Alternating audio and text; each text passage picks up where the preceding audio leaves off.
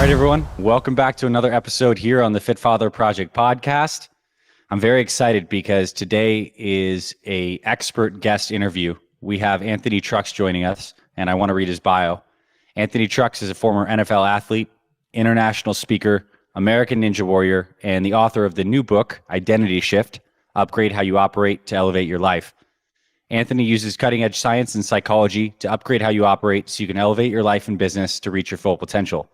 And Anthony's story is amazing.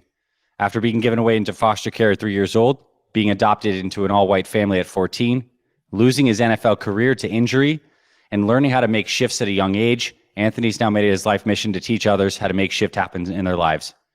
Anthony, thanks for joining us. Before we hopped on this hit record here, we are the Fit Father Project. We're a group of men who are looking to live longer, stronger, and healthier for our families. And I know you as well are a fit father. So before we get into everything you want to share, tell us a little bit more about yourself and about your family, and we'll go from there. Yeah, man. You told everything. There's nothing else to tell, man. It's all the family it's my anchor. I call it season of dad right now. So there's a lot of things that I do, and all of it pales in comparison to my desire to be an anchored, present father. But I think you learn through mistakes. At one point, I lost my entire marriage because I wasn't in a good place of focusing on the family. Like, I'd be at work, but I wanted to want to be home, if that makes sense. Like, I just didn't. Mm-hmm. And so, yeah, man, at a certain point, marriage fell apart. 3 years later, got remarried, thankfully, the same woman, have an amazing marriage now. And my health is what allows me to focus not only in the professional stuff I do so I can be progressive and successful there and then have joy to bring back to the family. But when I'm with the family, man. So yeah, I am in shape. I have a trainer that creates my workouts, even though I have a degree in kinesiology and I ran a gym for 10 years. Like, I know my stuff, but I also realize that sometimes you need to have a coach. And so, man, it's been a game changer for my health and how I do stuff, but allows me to have a good, not only body to be able to be focused, but also it shows my kids what's important to me. Like, they get to see in real life, in real time, what's important. And so it just, I think all around, it's a good part of my life, and good thing I focus on is the health and the family. Beautiful. Now, you're a wellspring of knowledge. You've had a lot of experience. You mentioned some of it here, but you wrote a new book. I did. Called Identity Shift. Yeah. And that's something we're going to link in the show notes. Cool. Why'd you write this book? I wrote the book because the work I do is in that area, man. It's one of those things where it's identity. And as I tell my story, I'm sure it'll kind of unpack and come to pass. But I wrote it because I realize in our society right now, a lot of the things that we are falling short of potential-wise or desiring to be is we're not focused on becoming the right person for that. We're focused on what do I have to learn, what habit do I have to do, and what are the tactical, strategic things. And what I've found is most successful people that I've met, almost all maybe, they don't think about what do I have to do. They think about who do I have to be, in a sense. And what that looks like is they do and do not do things because of how it aligns with who they see themselves to be. So if I'm not the person that lies or steals, like, they just don't do those things. If I'm not the out of shape person, then I just don't do those things, right? And then also we want to align as well in a positive way with who we want to be, which is if I'm a guy that's, outgoing and talking to a family man, I will do those things. It's separate from the information. It's more of who you are. And so the book, I realized, needed to be written in the sense of, one, I don't think people have the clear anchoring of their identity or how to actually manipulate it in the way they desire to get what they want. And we're in a society where a lot of us have outsourced our identity to social media, to business titles, to our house, to our car. And so when those things are adjusted or something changes, what ends up happening is we lose a sense of self, which loses confidence. We show up differently, and then we feel less than, or we get depressed. And like the world nowadays, with everybody being at home, like everything's digital, no one has an anchoring of who they are. And also this, look, when you have a sense of who you are, you can navigate unexpected shifts much better. And when this world went topsy-turvy the last year, a lot of people were forced into a realm of life unintentionally. It was forced upon them, and they didn't know who they were. Therefore, like a leaf in the wind, they got blown off into left field. And so the book I wrote to be an anchor for not just the concept of identity and how important it is, but also for the process of how do you proactively take control of shifting your identity to not just feel better and operate better, but to have more of what you want in life. You mentioned that word proactively, and I think that's really like a key that I want to unpack here, because a lot of men who listen to this podcast are either beginning their journey of changing their identity and their behaviors to move towards what we call a fit father, but more or less a man who's executing on the right kinds of healthy behaviors because he knows that he's aligned and he wants to be the best version of himself. Yeah. Other guys listening to this are well along the journey, and this identity is already kind of formed in a way, and maybe they're making it even stronger. How does one proactively start to shift an identity? What are the steps that go into that in your work and your experience? Yeah, man, it's actually not a lot, which is good. The cool thing is we've already done it. People have already done this. We've just done it more of a haphazardly, hasn't been intentional. And it's mostly through survival, man. Things happen, I adapt to them. We're a pretty adaptable species, right? Our mind can adapt, adjust. Our body, if it wants to, if it starts lifting heavy weight, it'll adapt by getting bigger muscles. If it wants to, run, it'll adapt by having less fat. And so the body adapts. We're naturally good at that. The identity thing, you can actually look at it in a simple way of 3 steps. And this is what's been created in my world called the shift method. And we made this and it works and it dials in the processes, but I'll call it a 50,000 foot view is 3 steps: see, shift, and sustain. Now, my goal is to get people into a stage where they're living in what I call the zone, like your zone identity. This is not like the zone diet, but like when you're an athlete, you're in the zone. Like that's a feel. And it's not just an athlete, man. You could be in the zone as a mom or a dad or a coach or a business owner. This is a space when you just feel like I'm on fire everywhere. I got my health in check, my relationships dialed in, I'm a good parent, the business is running smooth, I'm making money, I'm not stressed, I'm active, but it's filling me up to be this active. Like there's levels when I am ticking at a high pace. People are like, man, how are you not burning out? And I'm like, I'm in the zone, man. I love this. Like I feel good. And then at some point in time, we've fallen out of that. And a lot of people have fallen out of that. And if they do check in, they're like, yeah, I'm not there. And I realize there are 3 stages that you can progress through. And the first one is called the C stage. And it's what I call your zone lags. So the C stage is essentially the stage where you go, I am taking a look at who I actually am. I'm trying to find out the zone lags that are keeping me from being in that zone that I want to be in. And it's an incredibly imperative thing to start with, because most people go to the next stage, which I'll talk about in a second. The next stage is more of the work that you do. And the problem is people go there quickly. What habit? What do I got to find? What do I got to learn? What do I got to do, right? And you end up doing the things that don't help you specifically progress. It may have been good for Bob or for Anthony or for Jim or for Karen or Sharon, right? But then it wasn't good for you. So now you're burned out and you're broke and you didn't make any progress because you didn't do your stuff. So the C stage is you figuring out your zone lags. And there's a statement that I love, and it says, it's hard to see the label when you are inside the jar. Mm-hmm. And the older we get, the thicker that glass gets, the more dialed we get inside of that jar. I don't want to have anybody tell me things about myself I don't want to hear. The ego rears up. I don't get any better. And so I'm doing things, but not improving. So the first stage is you got to really pull the ego back and see yourself for who you are so you can get the zone lags figured out.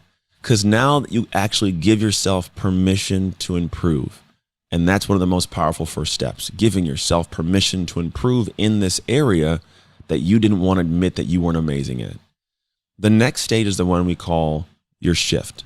Now it's C, shift, which is actually the actionable aspect of it. I'm going to shift like the levers, the buttons, the things actionably. It starts inside, right? I'm going to shift how I feel and operate inside to be able to change my life outside. And this for me is what's called a personalized shift plan. Once you know what you got to work on, you got to know where you have to poke in the area of your life to work on specific parts of your identity. Because you can't just go in. Here's the thing people do, like, you know what, I'm out of shape. I'm going to start working out. I'm going to go buy a treadmill. Okay, you go buy a treadmill and it turns into a really expensive clothes hanger in your garage and gets dust, right? Well, why is that? Well, because you don't like running and you just grabbed it because your neighbor said get a treadmill, right? You didn't look at your specific thing. Maybe you like to do yoga, maybe you like to go hiking, right? So you got to figure out what your personalized area. And then when it comes to other parts, maybe your relationship isn't where you want it to be.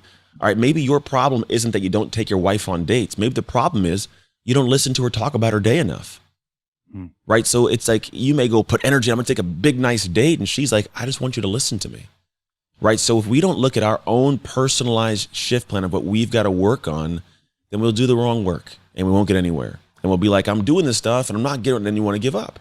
And so the second part is you got to actually focus on the right things and do that work. The last part is sustain.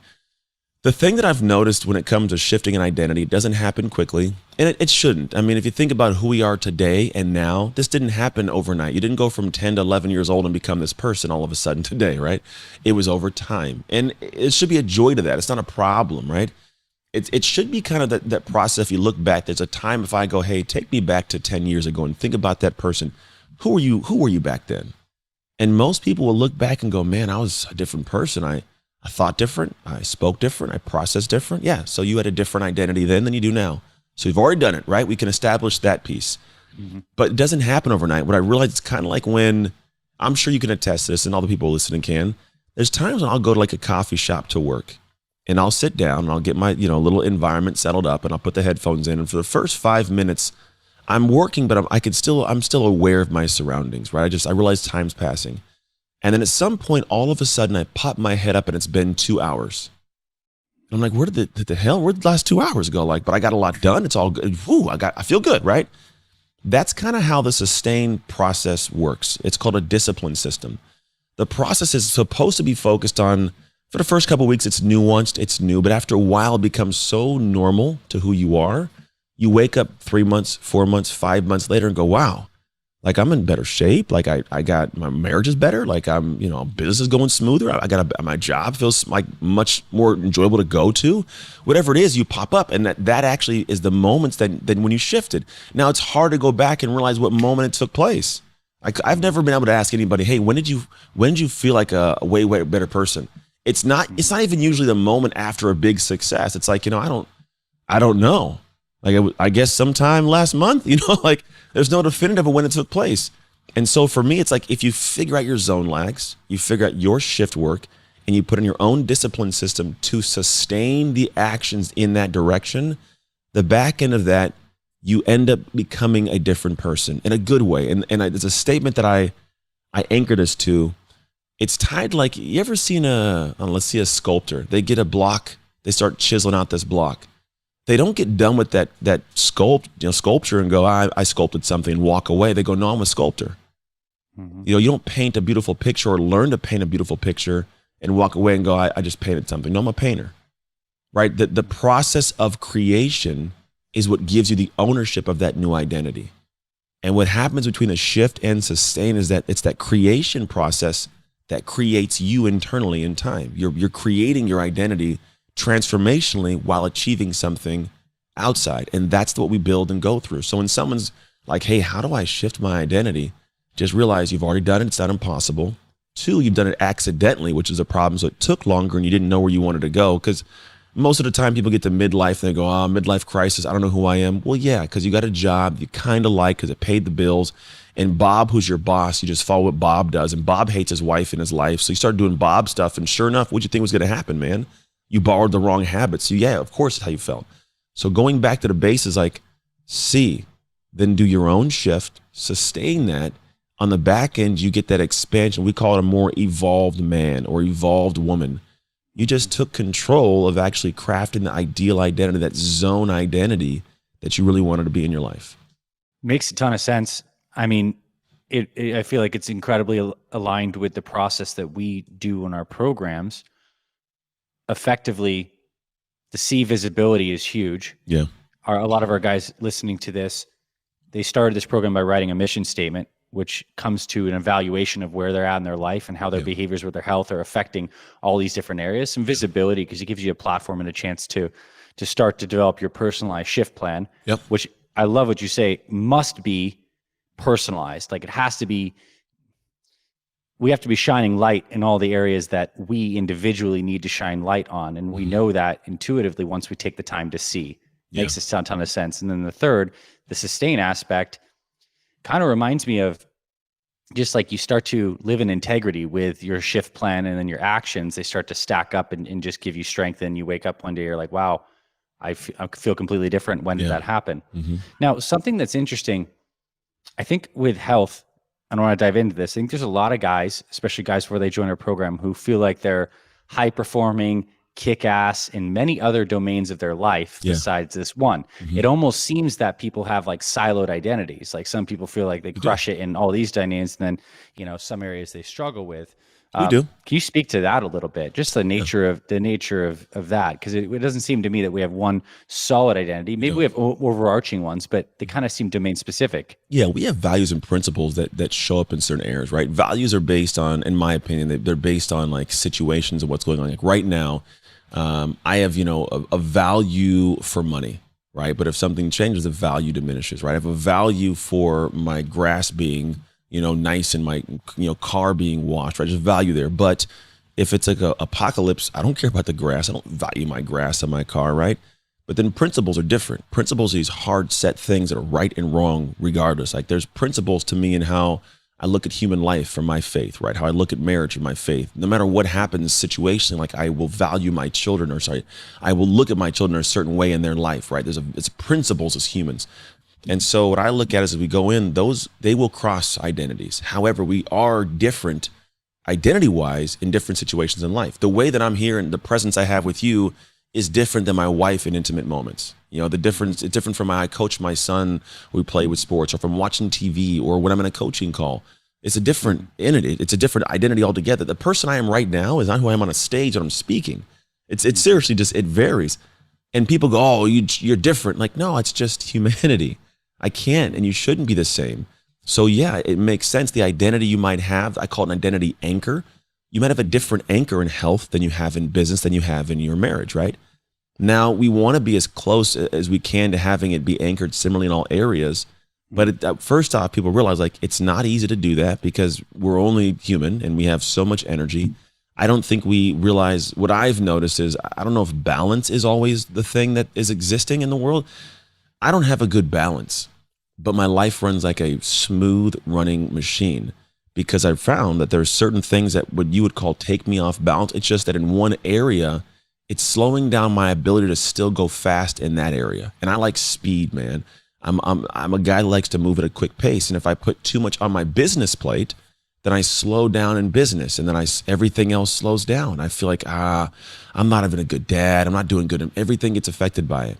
So I find like, some of these projects, I got to kick them out 3 to 6 months. Doesn't belong on my plate right now, right? Or if I want to coach my kids' team, well, if I take on all my kids' teams to coach, well, I can only do so much coaching before, the business starts to falter. So I don't have enough money, so I'm stressed when I'm coaching, right? So it's finding what you would call balance. It's finding what things are pulling back the speed in one area and affecting the rest.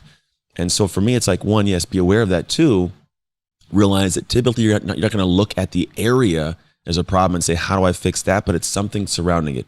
You ever heard of the squeaky door theory?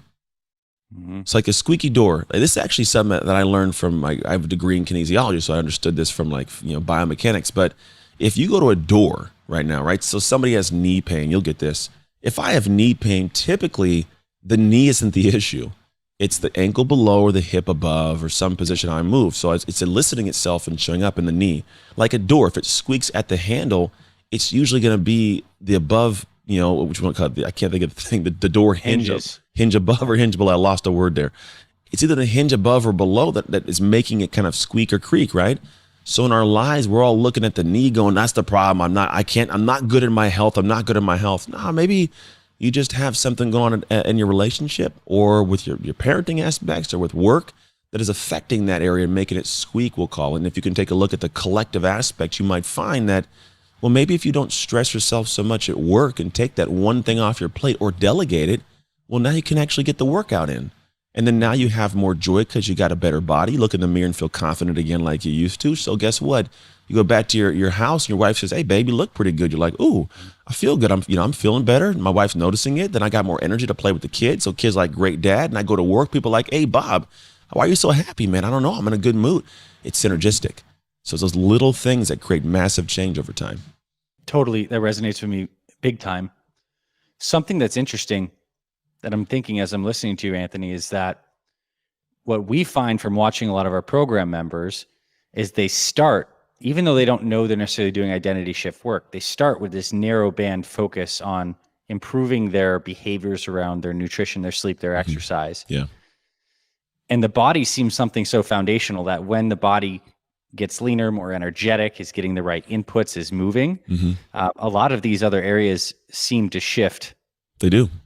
Almost automatically. It's a habit clusters. Like guys find out that they're like way happier at work now and way more fulfilled in their marriage, just as a byproduct of getting the body right. Yeah. Seems like a big area to develop the right habits around. Now, something that's also tricky about the maintenance of this body is as long as we live, we need to get up and we must eat and drink and eliminate and move our bodies. So it's like one of those things that we're kind of almost confronted with every single day that gives us the opportunity to be consistent, but also in seasons of life sometimes can lead to some inconsistency. Yeah. What advice would you give to people who maybe feel like they get derailed in the past? Like they feel like they're at the point where they maybe went through all 3 phases of your shift and they feel like they're in the sustain phase, but then some stuff happens.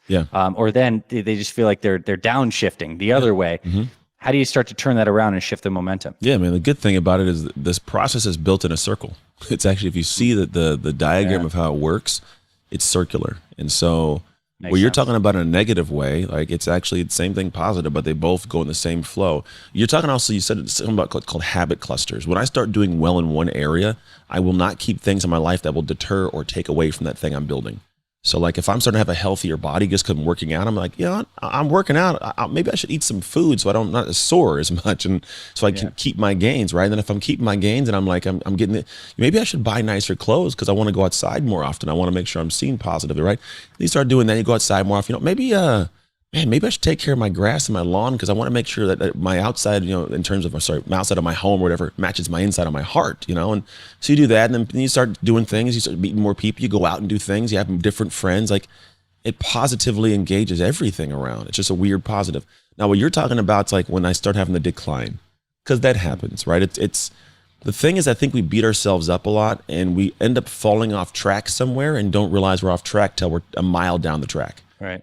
And what I've noticed is all the things I do, I think for me, football was really big on this. When I played in the NFL, the big thing we had was structure.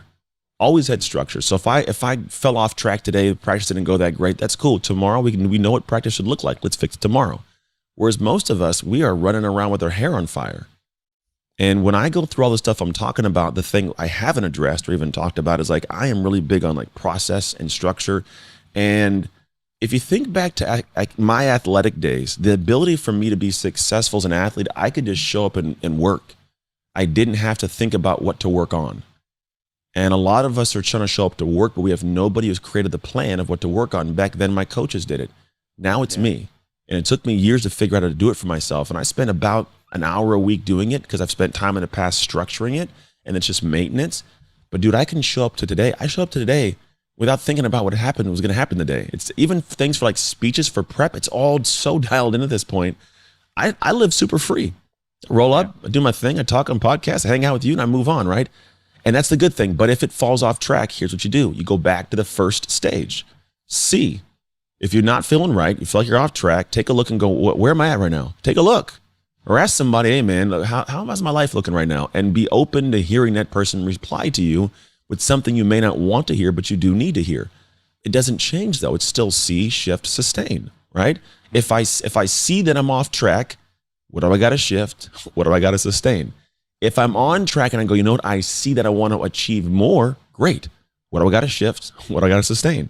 I mean, it's really that simple.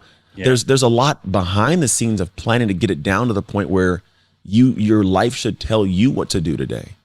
That's honestly, business taught me that is, you do not have a business until you have a process and system in place to where your business is telling you what to do each day. If you don't have that, man, same for your life. Your life should be set up so you can show up to it and enjoy and just operate, man. Do the job, react, we'll call it, in a positive way because you planned it that way. If you're getting up and having to think about what to do and try to get it done, think about how people hire trainers. You can go to the gym and you kind of know what to do, but here's what happens. People show up to the gym ready to work. And now I walk in there and I'm like, oh, which machine, how many reps? Should I do an hour, a half hour? And so the thought of going to the gym later becomes debilitating mentally, not physically. Mm-hmm. But if they hire you, it's like, hey, here's your squats, bench press for today, do your sit-ups, 20 minutes, 10 reps. Dude, easy. I show up, pull a piece of paper out, let's go to work, get it done. And I'm enjoy simply because I didn't have to think about what to do. I just show up and do it. So when you're off track in life, that's usually the missing piece. Yeah, that seems totally true in my experience. And I think as I'm thinking about how what you're sharing relates to our program members, one of the greatest gifts I think we give people is just the clarity with the structure, right? Because then people can just almost, you can be the athlete. Yeah. You don't have to be the coach and the athlete, which is something that follows very great. And I think I want everyone to really take emphasis of Anthony here is a man that's played in the NFL, competed on American Ninja Warrior, and still has a trainer because he understands it's a value add to give him the clarity. Yeah. That's awesome. Takes off my plate, man. I can focus on doing this and not having to think. I got workouts. I got a crazy workout later today to do, but I don't even think about it. I don't even know what it is. I just saw it and I was like, oh, okay. But I know I'll open my phone, pull it out, go to work. And that takes all the stress away from working out. So it actually becomes meditative for me. I get invigorated as opposed to drained. I look forward to it, all because I don't have to think about what I'm doing. I just show up, do the work, feel good about myself, and press on. Here's a question, and I don't know if there's a clean answer to this, but a lot of times what we see is people in our Fit Father and Fit Mother programs, a lot of them join individually because they want to improve their life and they start doing that. But they often have other people in their lives who are not making the same kinds of shifts. It's maybe not their time in life or there. Yet, what I've discovered is that the ecosystem and the people around you, particularly for your health, is so important. So how does one bring others along the journey without forcing the shift down their throats, because it's a personal decision? Or like, let's speak to that. How do shifts happen in a household with a lot of dynamics going on where not everyone's exactly on the same page, but for the sustain, it certainly helps to have a whole family who's kind of bought in and on board or something, right? Definitely does, man. I did the 75 hard thing, and it was way easier because my wife did it with me. Vastly easier, right? So there's a couple of things. One, when they're loved ones, this is a statement I love because it ties to like how we operate as humans relationally. And it's, you can never want more for someone than they want for themselves. It's the first piece of it. So just because I want my family to do it, I can't make them, because then what happens, you create this internal barrier because they feel like, well, you don't like them or you don't love them because you aren't doing this thing that you want them to do. It's like, Mom, I don't want to be a doctor, but you should, right? There's a wedge there now. Now every day they show up feeling inadequate because they know what you want for them and they don't want it for themselves, but they feel you're judging them based on that, right? So it's the first piece of it. Let that go. Second thing is, we as, close-knit family members, the most you can do sometimes is plant the seed. Most of the time we are vastly too close to water it. I got great friends in my life that do things in a similar realm as me, but I'm too close to help them. I've planted seeds, but they don't come to me to water it. And I don't want to be the guy that is like, what are you doing? You should just come listen to me. Although I could massively help them. Like, quite literally, people pay me $50,000 a year to do the same thing I could do for free for this person. And they don't want to listen. And it's like, all right, do I get mad? And it's like, no, at the end of the day, I'm not the one to water it. And that's okay. So when you're in a household with these people, you got to realize that, like, you may be the one to plant the seed and not be the one to water it. Then here's the other part of it. When you're in your home, that's a group of humans, right? That's the people that you're accepted by. I think because we are pack animals to an extent, to be quite little, like we're built for communication, relations. We're just built for it, right? We desire that. And the problem we think is, in order to have a new circle or something, we think that it means we have to get rid of the old circle, which sometimes, depending on how much time you give, it does mean that. But if it's your family, obviously you can't. But on top of that, it just means you can add a new circle on top of the one and stop relying on the old circle for those same things. Here's a simple thing. My wife and I, we run different businesses. For a long time, I wanted her to be the person I could talk to about my business and get it, understand it. I want to share it with you. And she didn't want to hear it. She has her own thing she does. And I was like, but I feel drained because the person I want to, we did this for years and it caused a big problem in our marriage. And eventually I realized, okay, well, I come to my wife for talks about the kids, random stuff, life, barbecues, but I have other colleagues I talk to about business now. I almost never come to her about this stuff. And it's okay. Like I have a circle that supports me in an area that gives me love and joy for that area, that identity. The other one, I get support from the family. So if you're in your household going, I need my wife to be dialed, my kids to do this. No, you don't. You just need a group of people that will love to celebrate with you when you win in that area. And it's not that your people don't love you if the people in the house aren't celebrating you. Do your thing. You can't want them to want it.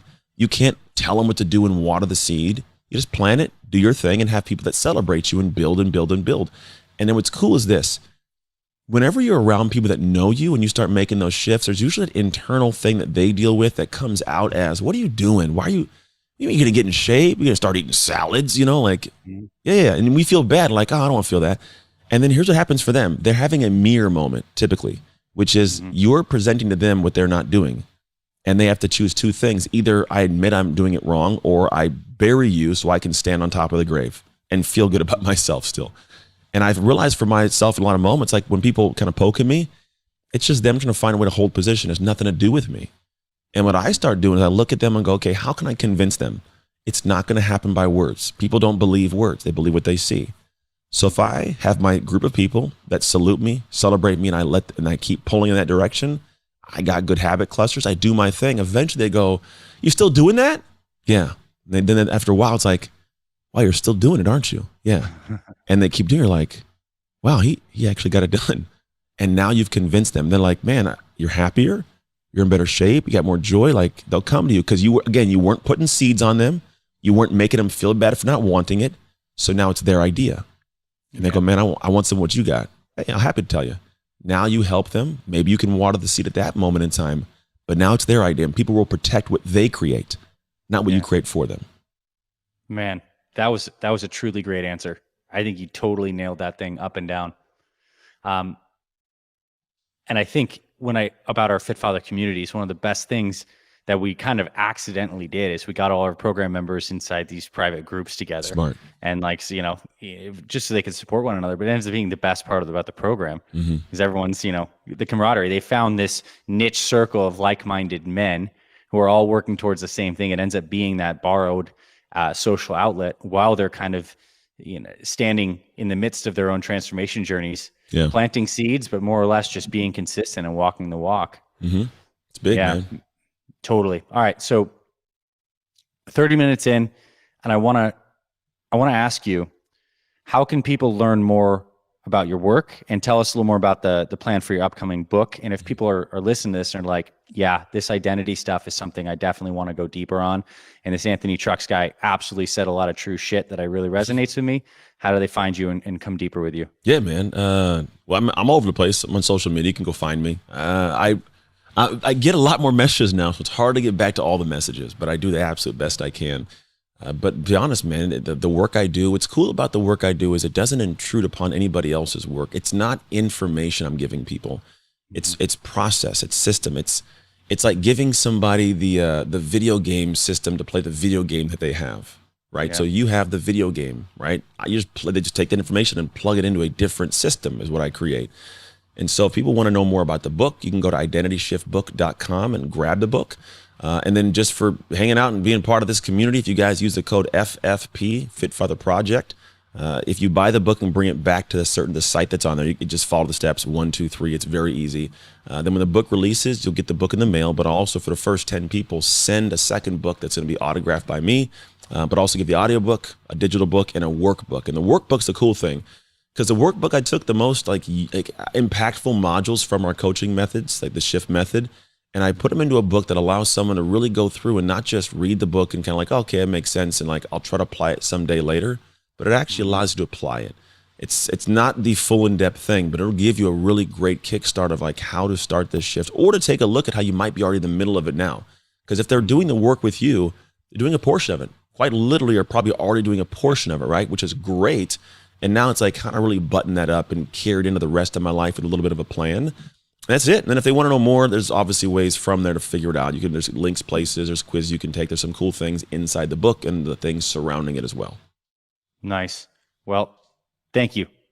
You shared a lot of great stuff here today. I had a lot of aha moments listening to you. Cool, man. And I think we're doing a lot of things inside our program that fits your methodology, and that's not surprising, because I think the truth stands on its own 2 feet. Yeah. And you've definitely discovered it, and I'm so happy you're out there changing people's identities. And all the links to this stuff that Anthony talked about, we'll put it in the show notes so people can explore more. Anthony Trucks, thanks for coming on. I hope it's not the last time we have you on here. You're a true fit father, a leader, a great guy, and I know a lifelong student and learner. I can definitely tell that through this. So thanks, man. I appreciate you. You too, man. Take care.